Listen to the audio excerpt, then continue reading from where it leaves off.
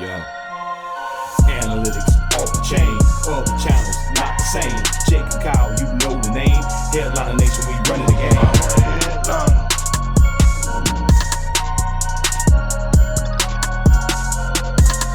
I'm a headliner. Yo, what is going on, Headliner Nation? Welcome back into the Fantasy Headliners. Kyle here to talk about some Week 16 waiver wire targets you should be taking a look at if you are still alive in your fantasy football season. Now, hopefully everybody is into the playoffs at this point. Your buys and everything have already taken place, and you are on the way to a fantasy football championship, more than likely playing next week in week 17. But that doesn't mean that you can't make some adjustments this week to get your roster feeling a little bit better. Now, when this video drops, because of the delays this week, we will still have 2 more games to go on Tuesday night. So if any of the players from that game end up getting hurt or whatever it may be, and you're watching this later in the week, just remember, I can't tell the future. I know many of you think that. I can't tell the future, and because of that, I don't know what could happen with those games. Therefore, those players would not be included here. But, hey, we've got a special sponsor for this week's waiver wire show. And Jake told me, Kyle, you have probably the best hair that I have ever seen. And I mean, come on, you wouldn't be lying, right? So unfortunately, I'm not allowed to tell you about this week's sponsor. So I'm going to kick it over to Taylor, and he's going to share a little bit more with you. Hey Headliner Nation, it's Taylor here. I do a lot of things behind the scenes with the channel. I've actually got a video to edit right now. Kind of wear a lot of hats around here, which is pretty good because as you can see, I'm a hat guy. Some of that is because, well, the old hair ain't what it used to be. But I recently signed up for Keeps, which is an online subscription for FDA-approved medicine to help prevent hair loss.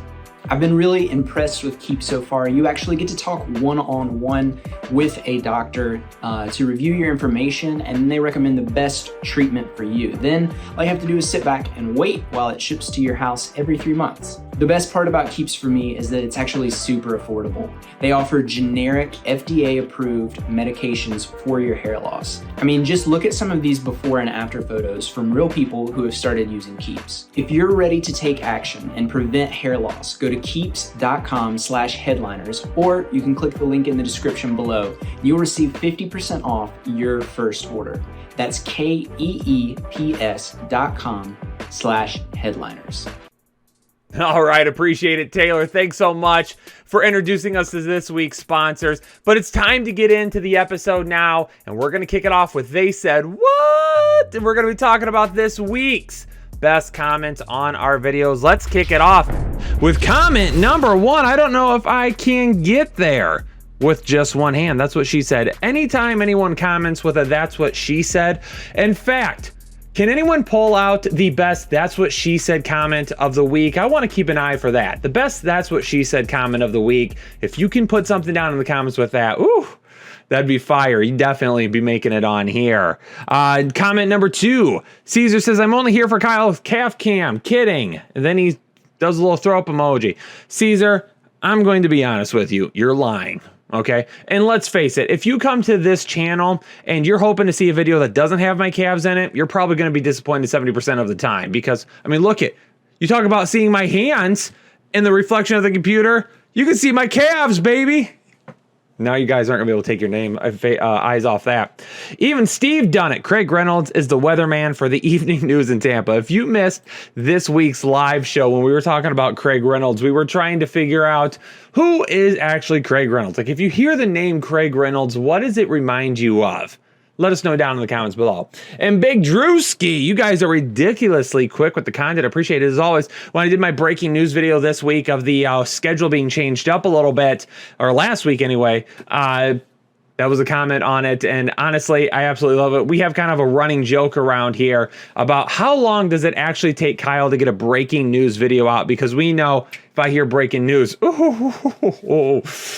There's not too much in life that gives me a bigger chub than that. Oops, my bad. All right, time to move on, ladies and gentlemen. Let's talk about some players now, and we are going to kick it off with the running back position. Craig Reynolds from Detroit, lo and behold, making an appearance on the waiver wire, 3% owned. He was the lead back last week versus Arizona. He had 112 yards on 26 carries. Jamar Jefferson only had 5. So he was, Craig Reynolds, the clear-cut back there. Now, did it have to do with being, out to such a big league? I don't really think so. I mean, I think they were using him because they wanted to use him. And who knows when Swift will be back. Hopefully, Williams is off the COVID list this week, but we don't know. And this is a matchup against Atlanta that, unfortunately, the Lions could win again because, let's face it, Detroit fans, we don't want any more wins. Why? I want the first overall pick. Stop winning, Detroit. Justin Jackson from the Los Angeles Chargers at 3% owned. Houston this week. I wouldn't say, I had a few people ask me this. If Austin Eckler is out this week, is Justin Jackson a must start? I wouldn't say he's a must start, but he is definitely going to be up there if there is no Austin Eckler this week. He was the clear backup to Eckler last week.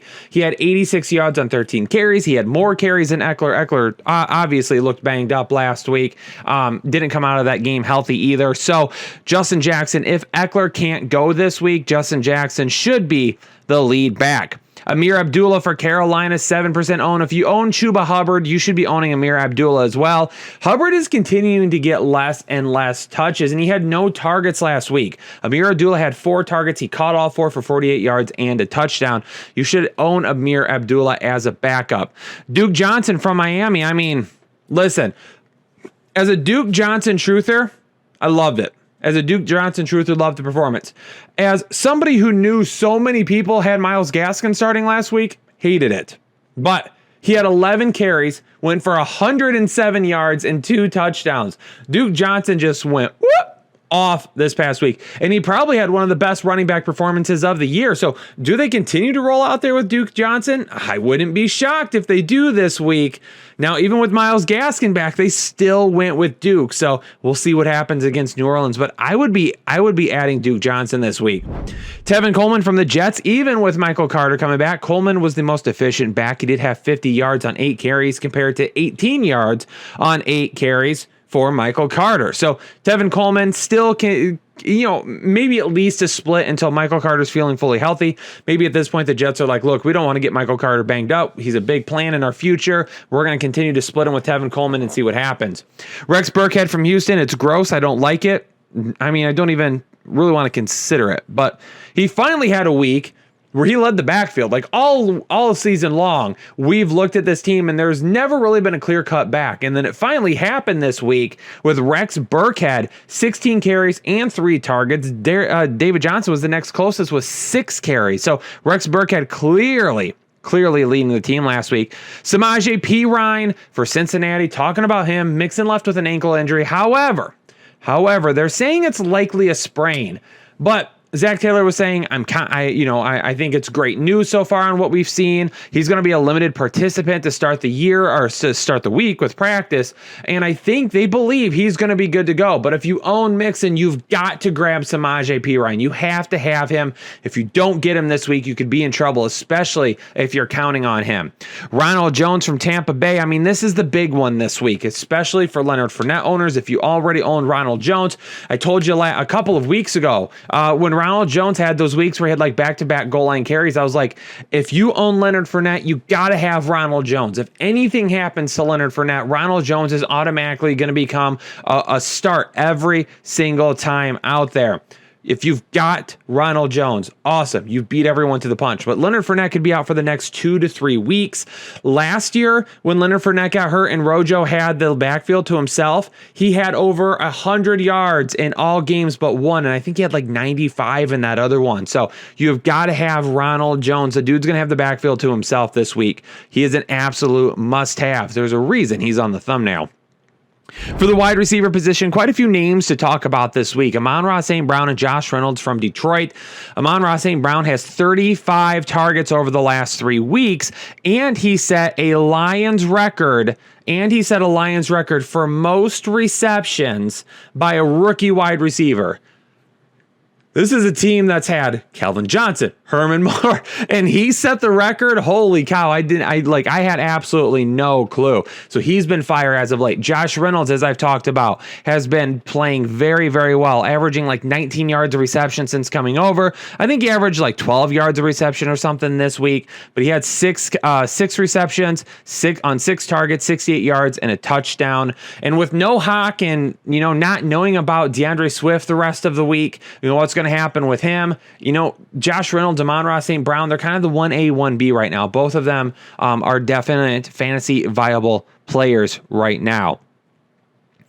Gabriel Davis for Buffalo. I mean, we've had him as a spec ad the last couple of weeks, meaning like if you've got a little bit of room or whatever, maybe you can grab him real quick. But after a 7.5, 85-2 performance, 7 targets, 5 receptions, 85 yards and 2 touchdowns. I mean, he's becoming the number 2 option for Buffalo very, very quick, which is great because that's what we wanted to start the year. Josh Allen and Buffalo.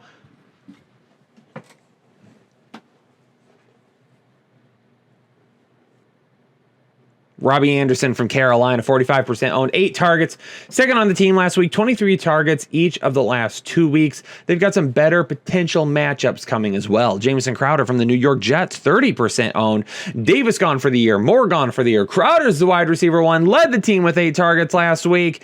He's not going to be a sexy start, but they've got Jacksonville this week, so why not, especially in PPR leagues. Speaking of Jacksonville, Laquan Treadwell kind of coming out of nowhere, 9 targets, led the team last week. We're not going to trust him. Heck, I wouldn't even be adding him. I mean, maybe you play in like a 32 team league with 85 player rosters and you have to start 15 of them. I mean, maybe then at that point we think about Laquan Treadwell, but hey, for those of you in deeper leagues, I'm throwing them out there anyway. Kadarius Toney for the New York Giants, 23% owned. Sterling Shepard, unfortunately, done for the year.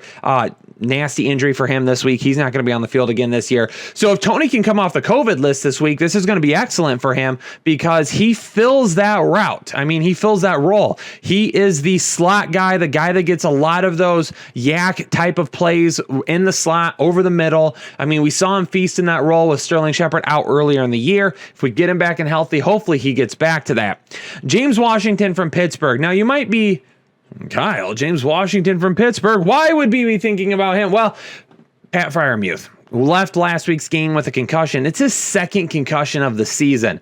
That's worrisome for me in terms of when they're going to get him back. I don't know if he plays this week. And instead of saying, well, who's the tight end? It's not. It's the third wide receiver for me, and that's James Washington. So because of that, I am just keeping an eye on James Washington. It is Washington. I mean, they're playing Kansas City coming up soon. That's definitely a game where they could potentially have to throw it quite a bit. So because of that, James Washington, I'm kind of keying in on him as that next option. Nick Westbrook-Ikine from Tennessee. Julio missed again. Go figure. Julio Jones injured. What? Who would have ever guessed? Well, but the good news is that A.J. Brown has been activated with that 21-day window to start rehabbing and practicing with the chance of playing. So there is an opportunity for him to come back this week. If he does, I don't like NWI that much. But if there is no A.J. Brown this week, seeing Westbrook-Ikine get 10-ish targets is not out of the question. Marquez Valdes-Scantling and Alan Lazard, both of these guys under 20% owned. Now, Marquez Valdes-Scantling bounced back, good week, 5 reception, 98 yards and a touchdown. He is going to be, he's going to be the big play guy. He's going to be the guy that if you're chasing points, this is the guy that's going to help you out more. You know what's bugging me right now? We're just going to stop in the middle of the video. It's probably all that climbing around on my chair I do. There we go. Fixed. Much better. Much better. Anyway, MVS is going to have the higher upside. Alan Lazard in PPR leagues, half PPR leagues, probably might end up having a little bit of a safer floor. Here's the thing. I've loved MVS for weeks now. Kind of pivoted towards Alan Lazard a little bit more last week because of the matchup, and I thought he might do better, but Aaron Rodgers said, screw you guys. We're going back to MVS. Love to see it. Tyler Johnson and Scotty Miller from Tampa Bay. Chris Godwin, unfortunately, done for the year with an ACL tear. That sucks. He was going to be heading into free agency. Hopefully Tampa Bay will extend him at least like a 1-year deal, keep him around or something like that. Mike Evans at this point is considered week to week with a chance to play this week. if you're week to week, but you have a chance to play this week, wouldn't you be more like day to day? I don't know. Whatever. And it's the NFL. So because of that, Tyler Johnson and Scotty Miller both could see targets next. Now, if I had to pick one, I'm going to go with Tyler Johnson over Scotty Miller. We've seen Scotty Miller kind of show up in these periods before where they've had some injuries and they've needed somebody to step up. Scotty Miller's kind of, peeked his head out for a little bit, but Tyler Johnson to me is the guy. I think you're going to see him, on the outside, probably AB if he ends up coming back this week, which a lot of people are expecting him to, including the Bucs. It sounds like, AB probably on the other side, Scotty Miller in the slot. So Scotty Miller could end up, but it's Carolina. I mean, that's going to be a tough matchup regardless. If I had to pick one for the rest of the season, Tyler Johnson. If I had to pick one for this week, it'd be Scotty Miller, because more than likely what happens when Mike Evans comes back and is healthy, Mike Evans is going to see cornerback one coverage. Tyler Johnson's going to see whoever probably the cornerback or the third option is on the other side, and then they're going to do whatever they can to match up with AB in the slot. So for as of right now, long season, Tyler Johnson. Short term though, Scotty Miller against Carolina this week could be a little bit better. Donovan Peoples-Jones from Cleveland. He had one that was a drop that wasn't that great. The other one, I love Kurt Warner. Don't get me wrong. I used to have a Kurt Warner jersey back in the day. The dude, absolutely loved him. I wasn't a big fan of his analysis this past week for Cleveland because he made comments, at the beginning of the game about DPJ dropping a ball. He didn't drop it. The defender made an awesome play. He caught it, brought it down, and then when he went to kind of turn to push the defender off him, the defender just got a hand in there and knocked it out and just didn't allow him to complete the catch. You got to give more credit to the defender than taking it away from DPJ. He did have a drop a little bit later on in the game that could have been hauled in, but, he was still the leading receiver. He's the leading receiver on the team right now, and we don't know about Jarvis Landry and Austin Hooper on the COVID list. Do they end up coming off? KJ Osborne from Minnesota, quiet this week, but he's still the number 2 option as long as Adam Thielen ends up being out. For the tight end position, only 3 really to talk about this week. Jared Cook at 48% owned. Parham not coming back this week. I mean, that was a nasty looking injury last week. So, not seeing Darnell Parham this week helps with Jared Cook because he's going to be out there more snaps, obviously. And the more snaps you're out there, the more opportunity there is for targets. And not only that, but if we lose Austin Eckler this week, those are also targets that become available. So for Jared Cook this week at only 48% owned, going up against Houston, I don't mind him this week. I haven't been the biggest Jared Cook fan for a few weeks now, but this week could be a great week for Jared Cook. So we'll have to monitor it the rest of the week and see what happens with the rankings episode and obviously the start and sit show. As of right now, I probably have him as a start and a top 12 tight end if things hold out the way they are right now. Cameron Brate for Tampa Bay, going to toss him in here again. We talked about the wide receivers a minute ago, but what are the chances potentially they go to more 2 tight end sets, gets Brate on the field a little bit more, maybe see some looks in the red zone. Gronk is obviously going to be the first supporter. I'm not saying Cameron Brate should be picked up by any means, but I'm mentioning it. What if someone else goes on the COVID list? It's just something to keep an eye on. Adam Troutman for New Orleans. Didn't do anything last week, but he's finally back from injury. And prior to him getting injured, he was out on the field 80+% of the time. So when you're getting 80+% snap rate as a tight end, there's some opportunities there. Now, again, it's Taysom Hill. I'm not expecting a whole lot, but opportunity, can be the best factor sometimes for a tight end. At the quarterback position, I've got 3 guys that I'm going to mention this week. The number 1 guy isn't even on here, so we're not going to put him on the graphic, but keep an eye out on Jared Goff. As of right now, on the COVID list, might not even play this week, but he could come back this week. It depends on if he's vaccinated or not. As of right now, that has not been said. Everywhere I looked, I tried to find an article to see if it told if he was vaccinated.